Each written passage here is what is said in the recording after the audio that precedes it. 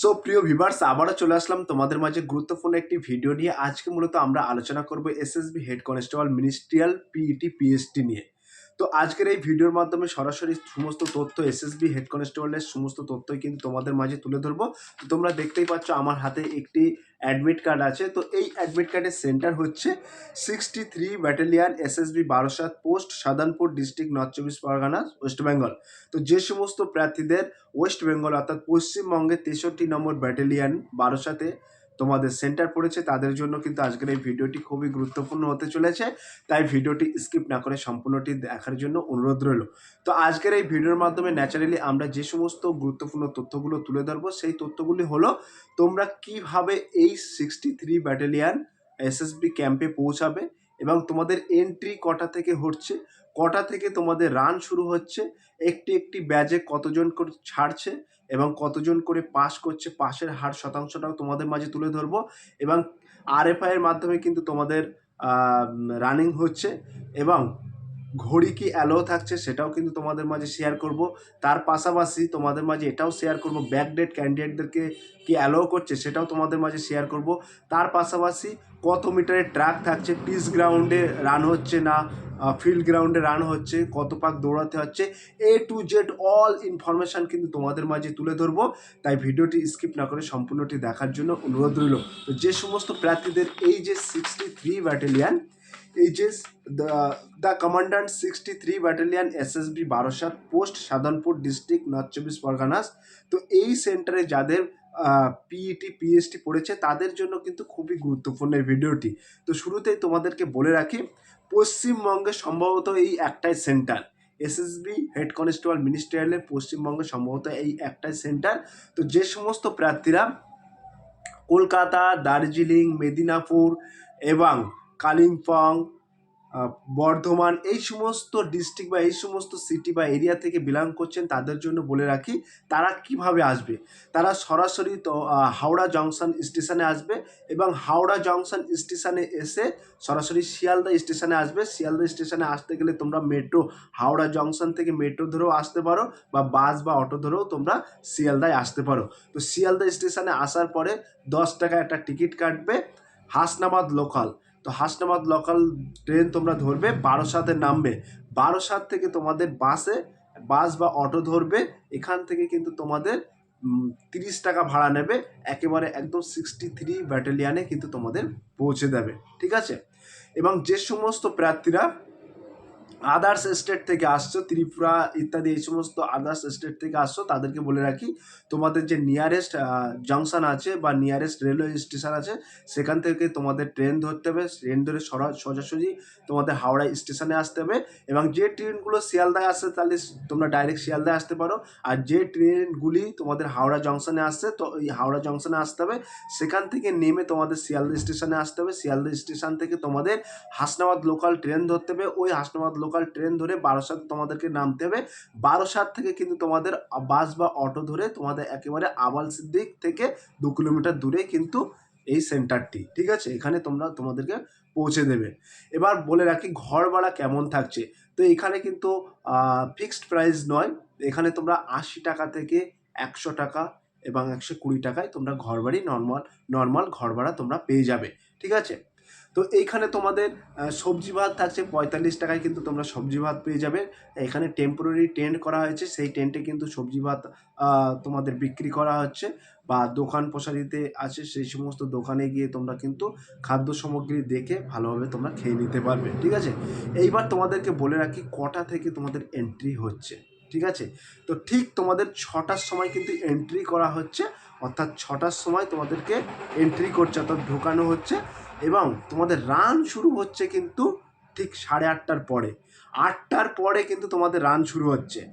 তো এই ঢোকার সময় তোমাদের এন্ট্রি হওয়ার সময় তোমাদের এই প্রিন্টেড অ্যাডমিট কপি এবং একটা আধার কার্ড বা আইডেন্টিফিকেশান প্রুফ, অর্থাৎ কোনো গভর্নমেন্ট অথরিটি প্রুফ তোমাদেরকে দেখাতে হবে। তো আধার কার্ড হলে ভালো হয়, আধার কার্ড এবং এই প্রিন্টেড অ্যাডমিট কপি তোমাদের দেখাতে হচ্ছে। তারপরেই কিন্তু তোমাদের সোজা ক্যাম্পের মধ্য নিয়ে কিছুক্ষণ বসিয়ে রাখা হচ্ছে। তারপরে এই যে তোমাদের বেশ কিছু প্রসেস আছে, যেমন তোমাকে প্রথমত ওখানে গিয়ে তোমাদের থাম্ব ইমপ্রেশন দিতে হচ্ছে। থাম্ব ইমপ্রেশন দেওয়ার পরে তোমাদেরকে একটা চেস্ট নাম্বার দিচ্ছে, ঠিক আছে?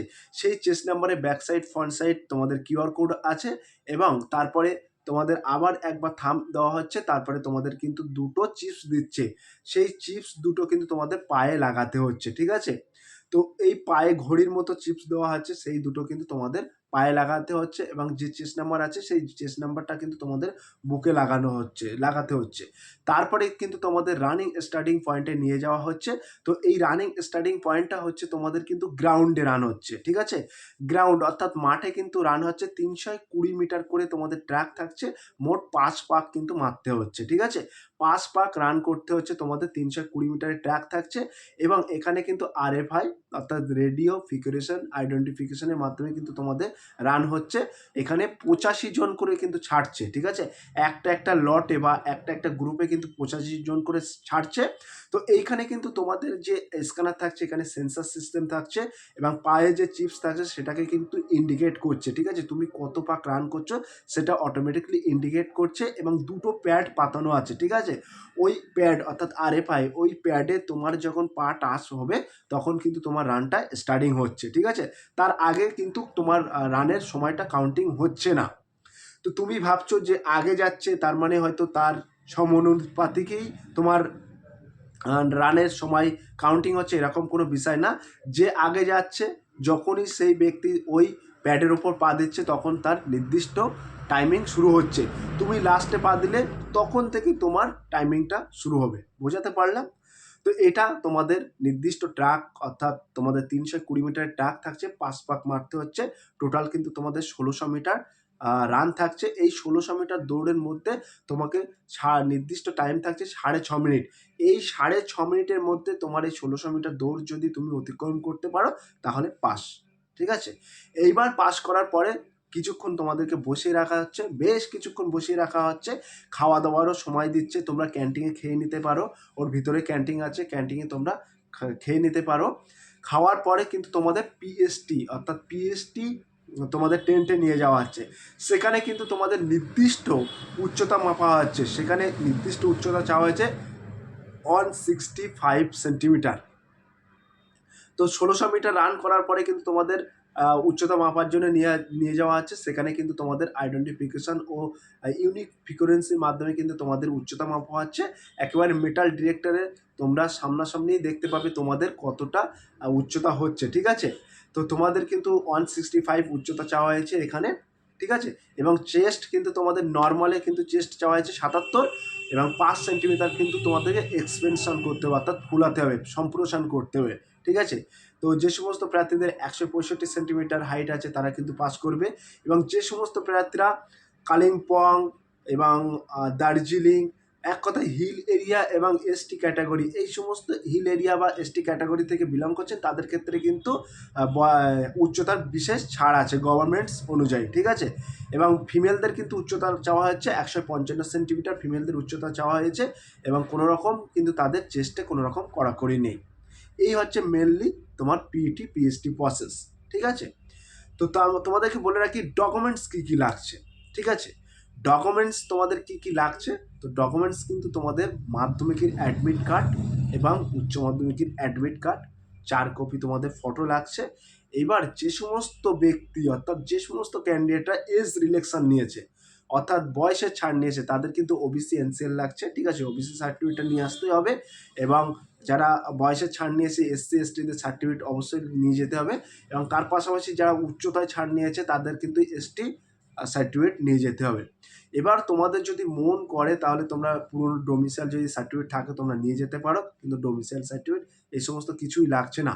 আর একটা কথা, ব্যাকডেটের ক্যান্ডিডেটদেরকে কিন্তু অ্যালাও করছে না, কারণ এইখানে কিন্তু আজকে আমার একটা বন্ধু রান হয়েছে, ঠিক আছে? আমার 17 তারিখে আছে, আজকে একটা বন্ধু রান হয়েছে, তার কাছ থেকে সমস্ত ইনফরমেশান সব নিয়েছি। সে কিন্তু বলছে যে ব্যাকডেটের তোমার ক্যান্ডিডেটদেরকে অ্যালাও করছে না। তবে তোমাদেরকে বলে রাখবো আমি এই বিষয় নিয়ে একটা মেল করেছিলাম, মেলে কোনো রকম উত্তর হেডকোয়ার্টার থেকে কোনো উত্তর দেয়নি। তবে এইখানে তোমরা দেখতে পাচ্ছ সেন্টারের এখানে দুটো তোমার এই যে name of address of venue, এইখানে কিন্তু তোমাদের দুটো নাম্বার দেওয়া আছে, হেল্পলাইন নাম্বার। এই হেল্পলাইন নাম্বারে ফোন করে তোমরা কিন্তু একটু জিজ্ঞাসা করতে পারো। তবে এর আগে আমি 7 তারিখে একটা বন্ধুর কাছে জিজ্ঞাসা করেছিলাম, সে বলছিল যে তোমার যদি ব্যাকডেটে তোমার অন্য কোনো এক্সাম থাকে সেই অ্যাডমিটটা আর এখন যে তোমার অ্যাডমিট এসএসবির, এই দুটো অ্যাডমিট নিয়ে গেলে নাকি অ্যালো করছে। তো এটা কিন্তু আমি আনশিওর, অর্থাৎ কনফার্ম নয়। তাই তোমাদেরকে বলবো এই অ্যাডমিট কার্ডে একটি হেল্পলাইন নম্বর আছে, এই নাম্বারে তোমরা ফোন করতে পারো, বা এখানে মেল আইডি আছে দেখতে পাচ্ছ, এই মেল আইডিতেও তোমরা মেল করতে পারো। ঠিক আছে, এর পাশাপাশি তোমাদেরকে বলে রাখি, তোমাদের যে হাত ঘড়ি আছে এই হাত ঘড়ি কিন্তু অ্যালো আছে। ঠিক আছে, তোমরা হাত ঘড়ি অবশ্যই তোমরা নিয়ে যেতে পারবে। তো তোমাদেরকে বলে রাখি, যারা পাস করছো, ঠিক আছে, পিএসটি মাপার পরে যারা পাস করেছো, পিইটি পিএসটি পাস করেছো, তারপরে কিন্তু তোমাদের একটা ফর্ম দিচ্ছে। ঠিক আছে, সেই ফর্মে কিন্তু তোমাদেরকে সব কিছু লিখতে হচ্ছে, ট্রেডের নাম, এই এক্সাম সেন্টার নাম, এবং তোমার নাম, তোমার বাবার নাম, তোমার ডেট অফ বার্থ এবং আইডেন্টিফিকেশন মার্কসটাও কিন্তু ওখানে উল্লেখ করতে হচ্ছে, এবং সার্টিফাইড কপি একটা ওখানে ডিক্লেরেশন লেখা আছে, সেই ডিক্লেরেশনটা তোমার দেখে দেখে ওখানে ফিল আপ করতে হচ্ছে। সেই কপিটায় দেওয়ার পরে তারপরে আবার থাম্ব ইমপ্রেশন দিতে হচ্ছে। তারপরে কিন্তু ওটাকেই একটা সেকেন্ড হ্যান্ড অফিসারের সই স্ট্যাম্প থাকছে, তার সেখানে উল্লেখ থাকছে কোয়ালিফাইড পিইটি পিএসটি, ব্যাস। তারপরে ওই স্লিপটা কিন্তু তোমাদেরকে দিয়ে বার করে দিচ্ছে। ঠিক আছে, আর যে সমস্ত প্রার্থীরা রিজেক্ট অর্থাৎ নট কোয়ালিফাই করেছো, তাদের কিন্তু রিজেকশন স্লিপ দিচ্ছে। এবার তোমাদেরকে বলে রাখি, পাস আর ফেল ক্যান্ডিডেট কিন্তু একই সময় বার করছে। আজকে হচ্ছে 10 তারিখ, 10/2/2026। আজকে কিন্তু 4:30 পরে ছেড়েছে পাস ফেল ক্যান্ডিডেট। ঠিক আছে, তো এই অল ইনফরমেশান তথ্য কিন্তু তোমাদের মাঝে তুলে ধরলাম। আর যদি কিছু তোমার যদি জানার থাকে, আমাদের আমাদের ডেসক্রিপশন বক্সে হোয়াটসঅ্যাপ গ্রুপ লিঙ্ক আছে, ওই লিঙ্কে সরাসরি জয়েন্ট হয়ে ওখানে তোমরা প্রশ্ন করবে, সরাসরি যথাযথ উত্তর দেওয়ার চেষ্টা করবো। সো প্রিয় ভিউয়ার্স, এই ছিল আজকের very very most important video. যদি আজকের এই ভিডিওটি ভালো লেগে থাকে, প্লিজ লাইক, কমেন্ট এবং শেয়ার করে দিন বন্ধুদের মাঝে। ফিরে আসছে আগামী দিনে তোমাদের জন্য very very most important topic video নিয়ে।